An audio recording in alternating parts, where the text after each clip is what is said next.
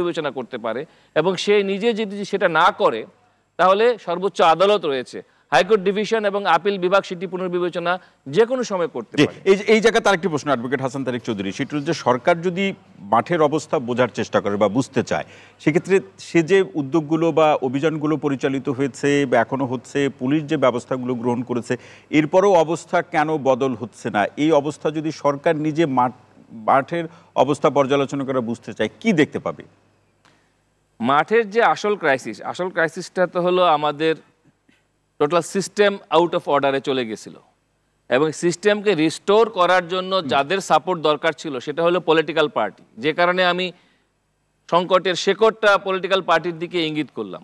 এবং এই পলিটিক্যাল পার্টিগুলোর সাথে অন্তর্বর্তীকালীন সরকারের যে ডিস্টেন্স, যে দূরত্ব, সেই জায়গাটা তো মিট আপ করতে হবে এবং সেই জায়গাটা যদি অ্যাড্রেস না করে সরকার এবং সেটা যদি শুধুমাত্র প্রতীকী ঐক্যমতের কমিশনের কিছু 5 মিনিটের আলোচনা, কিছু প্রতীকী প্রেস ব্রিফিং, কিছু প্রতীকী ভাষণ এ দিয়ে এই পরিস্থিতি মোকাবেলা করা যাবে না। আমাদের একটা রিস্টোরেশন প্রক্রিয়ার মধ্যে যেতে হবে এবং যেটার ফান্ডামেন্টাল স্টেক হোল্ডার হলো পলিটিক্যাল পার্টিস জেলায় জেলায়, এবং সেখানে তাদেরকে গোটা প্রক্রিয়ার সঙ্গে সম্পৃক্ত করা এটা ভয়াবহ ব্যাপার। এবং আমরা দেখি এই ধরনের গৃহযুদ্ধ, আমাদের পাশের দেশ শ্রীলঙ্কার ঘটনা দেখেন, একটা গৃহযুদ্ধের আগেই কিন্তু এগুলো ঘটতে থাকে, ফলে আলামতগুলো কিন্তু খুব ভয়াবহ। এবং এটাকে যদি আমরা অ্যাড্রেস না করি, এবং বিশেষভাবে সংখ্যালঘু এবং নারীদের নিরাপত্তা খুবই ভয়াবহ জায়গায় চলে গিয়েছে এবং সেটাকে কিন্তু গভর্নমেন্ট এবং স্বরাষ্ট্র উপদেষ্টা আলাদা করে অ্যাড্রেস করলেন না। রাতভর নারীদের উপরে একটি বাসে নির্যাতন হলো, সেটাকে অ্যাড্রেস করা হলো না। তো সেটাকে যদি অ্যাড্রেস না করে যদি বলা হয় পরিস্থিতি সন্তোষজনক জায়গায় আছে, তাহলে তো হতাশ হওয়া ছাড়া জনগণের সামনে আর কোনো পথ খোলা থাকে না। এবং কোথাও কোথাও এটি আছে যে আইন শৃঙ্খলা বাহিনী আইন প্রয়োগ করতে গিয়ে নিজেরাই নিরাপত্তা ঝুঁকির মধ্যে পড়ছে, এটি একটি পরিস্থিতি আছে, সমন্বয়ের ঘাটতির একটা প্রসঙ্গ আছে। পরবর্তী পর্যায়ে অ্যাডভোকেট হাসান তারেক চৌধুরী এই প্রসঙ্গ নিয়ে আপনার আলোচনা শুনবো। সম্মানিত স্বরাষ্ট্র উপদেষ্টা এবং আইন উপদেষ্টার যে বক্তব্য, তারা যে কারণগুলোকে হাজির করছেন বা যে কারণগুলোর কারণে এই পরিস্থিতির এমন অবনতির কথা বলছেন, এর বাইরে কি আপনি কোনো কারণ দেখেন কিনা, বা তারা যে কারণগুলোর কথা বলছে সেটাও বা কতটা কারণ হিসেবে সক্রিয় বা বড় কারণ? আচ্ছা, ধন্যবাদ আপনাকে। দেখুন, আমি একটা প্রশ্ন দিয়ে শুরু করি। যেমন আমি যেহেতু আমরা যারা বিশ্ববিদ্যালয়ে পড়ি, আমাদের অনেক তরুণ আছে। আপনি খেয়াল করবেন, গতকালকের আগের দিন পর্যন্ত আপনি যদি সাধারণভাবে একটা তরুণকে জিজ্ঞেস করতেন যে স্বরাষ্ট্র উপদেষ্টার নাম কি, সে বলতে পারে না। স্বরাষ্ট্র উপদেষ্টার নাম কি? আমি আপনাদেরকেই বলছি, আপনারা যে আপনাদের যেই তরুণ প্রজন্ম এত স্বৈর শাসনের বিপক্ষে করলো, তাকে জিজ্ঞেস করবেন স্বরাষ্ট্র উপদেষ্টার নাম কি, সে বলতে পারছে না। তার কারণ কি? তার কারণ এই স্বরাষ্ট্র যেই ব্যবস্থা, আইন শৃঙ্খলা বাহিনী, আপনি 5ই অগাস্টের পরে যা কিছু ঘটেছে দেখবেন, কিছু বললে আমাদেরকে কি বলা হয়? পলিটিক্যাল ঐক্যের অভাব, হ্যাঁ, যেটা একটু আগে তারিক ভাই বলেছেন, ইত্যাদি ইত্যাদি। আচ্ছা, আমাকে বলেন তো, জানমালের নিরাপত্তা দেওয়ার ক্ষেত্রে কোনো পলিটিক্যাল ঐক্যের প্রয়োজন হয়? একদম না। মানে এই যে জানমালের নিরাপত্তার ক্ষেত্রে আপনি এটা তো ডেফিনেটলি, আপনি যদি, আমি একটা কোড দেখলাম কালের কণ্ঠের বরাত দিয়েই বলছি, যে সেখানে বলা হয়েছে নাকি দেখা মাত্র গুলি। এটা সত্য, স্বরাষ্ট্র উপদেষ্টা নাকি বলেছেন দেখা মাত্র গুলি। সত্য অসত্য? কারণ আজকাল মিডিয়ার ক্ষেত্রে কি হয়েছে যে এত একটা কার্ড চলে আসে, পরবর্তীতে দেখা যায় ফেক কার্ড। এটা নিয়েও কিন্তু জনগণ বিভ্রান্তির মধ্যে আছে। আচ্ছা, এই যে দেখা মাত্র গুলি, তার মানে কি? বিচার বহির্ভূত হত্যাকাণ্ডকে কি আপনি প্রমোশন দিতে চাচ্ছেন? এই যে ভাষা, এই কথাগুলোকে আপনাদের মনে হয় না যে আমরা শোনা শোনা লাগে, চেনা গল্প, নতুন বোতল, মানে মোড়কটা খালি চেঞ্জ হয়েছে, পুরনো বোতলই আছে। এই এরকম কিছুকে আমাদের কাছে মনে হয় না, কি হয় কিনা? যেমন মনে করেন, আমি বলি প্রত্যেকটা ইনস্টিটিউশন তো ফ্রাজাইল। আপনি এই যে ইনস্টিটিউশনাল ফ্রাজাইল, এই অবস্থাতে এইটা তো একটা মেকানিজমের ব্যাপার আছে। মফস্বলে সেই বাহিনীর কাছে আপনি অল অফ এ সাডেন এই প্রত্যাশা রাখতে পারেন কিনা, এটা প্রশ্ন নাম্বার 1। আপনার কাছে কি মনে হয় তারা কিসের ভিত্তিতে করলো এই যে নতুন পদায়ন অদল বদল যে করলো? নতুন পদায়ন, শুনেন, এটি হচ্ছে যে আপনি বিরাজনীতিকরণের গল্প বলছেন, কিন্তু আমি যেটা বুঝতে পারি খুব স্পষ্ট, একজন শিক্ষক হিসেবে আমি নির্দ্বিধায় বলতে চাই, আপনি আসলে আপনার মতের লোক খুঁজছেন, আপনি অভিজ্ঞ লোক খুঁজছেন না। আপনি যে দক্ষ আছে সেই মানুষটাকে জায়গা মতো ফিট না করে আপনি ওই পুরনো, যে একটু আগে আমি যে বলেছি, বিগত শাসক থেকে শুরু করে আমাদের যে টেন্ডেন্সি, সেই টেন্ডেন্সি হচ্ছে আপনি আমার মতের দলগত অনুসারী কিনা, অথবা সহজ করে বললে দলদাসে পরিণত হচ্ছেন কিনা। কিন্তু গল্পটা কি হওয়ার কথা ছিল? নতুন বাংলাদেশের গল্পটা কি হওয়ার কথা ছিল? যে যেটার যোগ্য সেটা নিয়ে আপনি করবেন। কোটা না মেধা বলে যখন কোটা আবার কোটাকরণ করা হয়, যখন সেটাকে নতুন নাম দেওয়া হয়, ডিহিউম্যানাইজেশন করা হয়, এই পুরো প্রক্রিয়াটা একটা হোলিস্টিক প্রকল্প।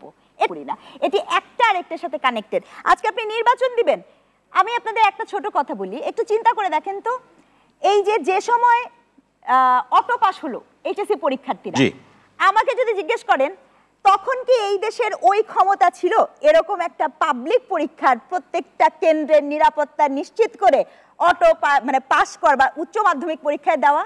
আপনি অটো পাসের দাবি আসার সাথে সাথে মেনে নিয়েছেন কেন? আমার নিবৈজ্ঞানিক দৃষ্টি বলে মেনে নিয়েছেন এই কারণেই যে কারণ আপনার সেই সক্ষমতাই তৈরি হয় নাই যে আপনি এরকম একটা মানে উচ্চ মাধ্যমিক পরীক্ষার মতো একটা পরীক্ষা করতে পারবেন। আপনার যদি সক্ষমতা না হয় আপনি কিসের স্থানীয় নির্বাচন করবেন? এখানে আপনার ঢাকা শহর, খোদ ঢাকা শহরের অবস্থা এরকম, লোকাল লেভেলের ডিসি থেকে শুরু করে সাধারণ মানুষের জানমালের নিরাপত্তা আসছে না, আপনার বাড়িঘর পুড়ায় দেওয়ার ভিডিও পাওয়া যাচ্ছে। সেখানে আপনি এই নির্বাচন স্থানীয় নির্বাচন অথবা জাতীয় নির্বাচন, sorry, this are the political rhetoric, at the same time কালক্ষেপণ, অর্থাৎ নতুন দল আসবে দেখে কিংস পার্টি করব দেখে। ডক্টর রিজওয়ানা করিম সিনিদা, অসংখ্য ধন্যবাদ। আরও আলোচনা শুনবো। মুনিরা শারমিন আসতে চাই। আমি আপনার কাছে আসছি, একজন দর্শক আছে, তার প্রশ্ন নিয়ে আমি আপনার কাছে ফিরছি। প্রিয় দর্শক, কে আছেন পরিচয় দিয়ে প্রশ্ন করুন। জি, আমি শামসুল আরিফিন ফেনী থেকে বলছি। আপনাকে অনুষ্ঠানে স্বাগত জানাচ্ছি। জি, আপনাকেও ধন্যবাদ জানাচ্ছি, আলোচক সকলকে ধন্যবাদ জানাচ্ছি। জি আচ্ছা, আমি একটু প্লিজ আমাকে একটু সময় দিন। জি বলুন। জি, আমি প্রথমত বলতে চাই আইন শৃঙ্খলা পরিস্থিতির চরম অবনতি হয়েছে।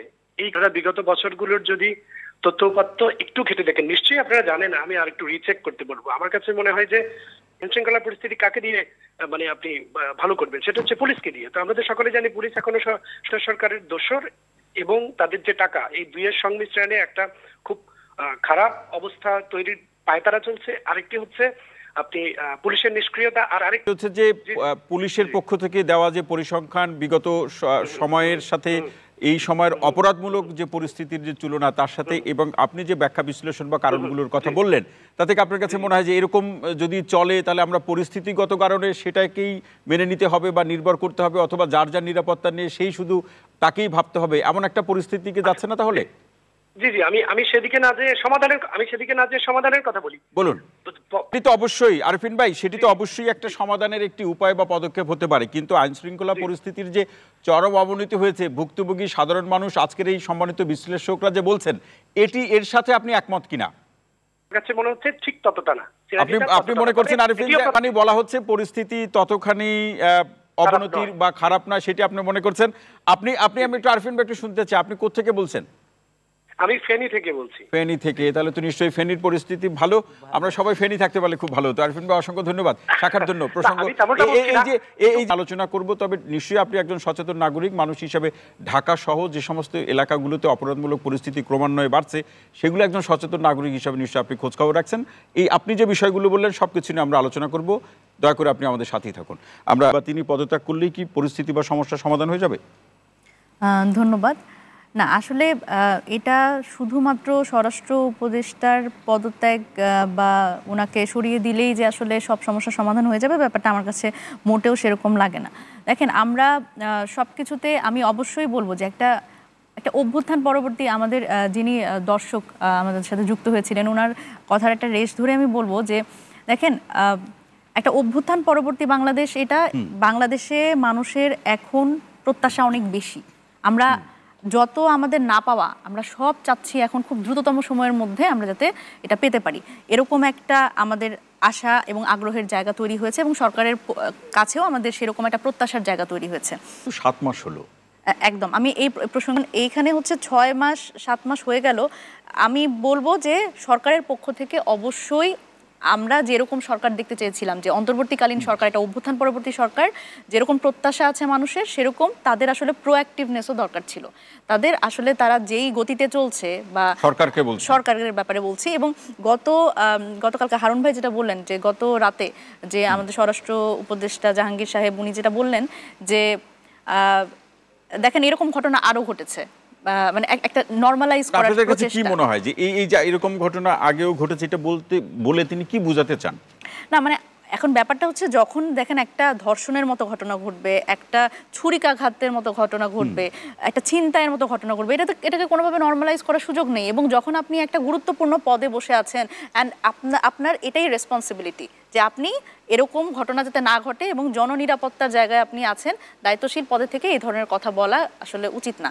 সেই জায়গা থেকে আমার মনে হয়েছে উনি খুব বেশি দায়িত্বশীল কোনো মন্তব্য করেননি। সেই জায়গা থেকে করণীয় কি উনি তো বলেছেন যে আজকে সন্ধ্যা থেকেই নাকি পুলিশের এবং নানা ধরনের তৎপরতা আমরা দেখতে পাবো। তো যদিও আমার এখনো দেখার সুযোগ হয়নি, হয়তো বাইরে গিয়ে দেখতে পাবো। তবে আমার কাছে মনে হয় কি যে এখানে সরকারের পক্ষ থেকে যেরকম প্রোঅ্যাক্টিভনেস প্রয়োজন, কিন্তু এখানে আমার আরেকটা বিষয় মনে হয় যে যেই ফ্যাসিবাদী ব্যবস্থা এবং পতিত সরকারের যেই আমি বলবো মাথাগুলো যে চলে গেছে, কিন্তু যে বডিটা তো আছে, সেই তাদের পক্ষ থেকেও কি আসলে সেই ধরনের সহযোগিতা পাওয়া যাচ্ছে কিনা। মানে আমার প্রশ্ন হলো মনিয়ার সাহেব, এখানে আলোচনার প্রয়োজনে আমি প্রশ্নটি করছি, মাথায় যদি না থাকে বডির এত শক্তি কোত্থেকে আসবে?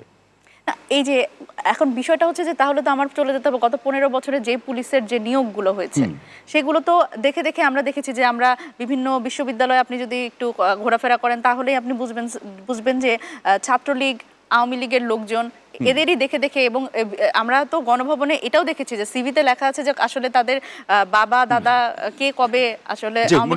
এখানে একটি প্রশ্ন আমি রেখে যাই আপনার কাছে। আমরা বিভিন্ন সময় পুলিশ বা প্রশাসনের কাউকে বাধ্যতামূলক অবসর থেকে শুরু করে বিগত সরকারের সাথে সম্পৃক্ত থাকার জন্য বিভিন্ন ব্যবস্থা গ্রহণ করতে আমরা দেখেছি। এই 7 মাসে কারা বাংলাদেশের পক্ষে গণঅভ্যুত্থানের চেতনা ধারণ করেন, বিশেষ করে আইনশৃঙ্খলা পরিস্থিতির সাথে বা এই প্রক্রিয়ার সাথে যারা জড়িত তাদেরকে, যে এটি মাঠ পর্যায়ে আলোচনা আছে এবং সেটি নিশ্চয়ই আপনারও এড়িয়ে যেতে যাওয়ার সুযোগ নাই যে জাতীয় নাগরিক কমিটি এবং বৈষম্যবিরোধী যে প্ল্যাটফর্ম তার সাথে সরকারের একটি সরাসরি যোগসূত্র আছে। এখন প্রশ্ন হচ্ছে যে এই ধরনের পরিস্থিতিতে মাঠের অবস্থা আপনারা কি সরকারকে জানাচ্ছেন? সরকারের সাথে কি আপনাদের আলোচনা হচ্ছে, কিংবা এই অবস্থা উত্তরণে কি? আচ্ছা, মূলত এটা আমি জানি না আসলে কত লোকে, অনেকেই হয়তো এটা এভাবে দেখে যে আসলে